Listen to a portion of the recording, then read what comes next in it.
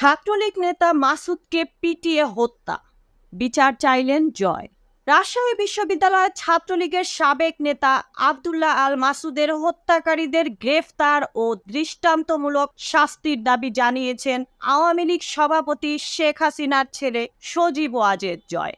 সোমবার ৯ সেপ্টেম্বর ভোরে নিজের ভেরিফাইড ফেসবুক পেজে এই স্ট্যাটাসের মাধ্যমে এ দাবি করেন তিনি। পোস্টে জয় বলেন, রাজশাহী বিশ্ববিদ্যালয়ের সাবেক ছাত্র আব্দুল্লাহ আল মাসুদ জামায়াত শিবির তার এক পা কেটে নিয়েছে ২০১৪ সালে। তখন বাকি হাত পাগুলোর রগও কেটে দিয়েছিল। ১০ বছর ধরে পঙ্গু জীবনযাপন করছিল।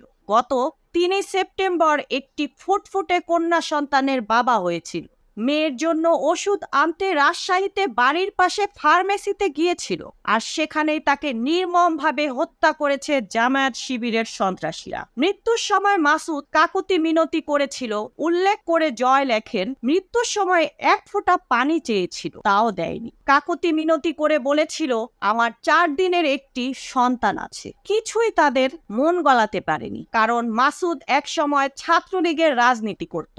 এ সময় তিনি সুদের আত্মার মাগফিরাত কামনা করেন এবং অবিলম্বে ঘাতকদের গ্রেফতার ও দৃষ্টান্তমূলক শাস্তি দাবি করেন। প্রসঙ্গত, গত শনিবার ৭ সেপ্টেম্বর রাতে রাজশাহী বিশ্ববিদ্যালয় সংলগ্ন বিনোদপুর এলাকায় গণপিটুনির শিকার হন আব্দুল্লাহ আল মাসুদ। তার বিরুদ্ধে ৫ই আগস্ট ছাত্র জনতার উপর হামলার অভিযোগ এনে এই গণপিটুনি দেয়া হয়। রাতে রাজশাহী মেডিকেল কলেজ হাসপাতালে চিকিৎসাধীন অবস্থায় মারা যান মাসুদ। তিনি রাবি শাখা ছাত্রলীগের সাবেক নেতা ও কেন্দ্রীয় ছাত্রলীগের সাবেক সদস্য।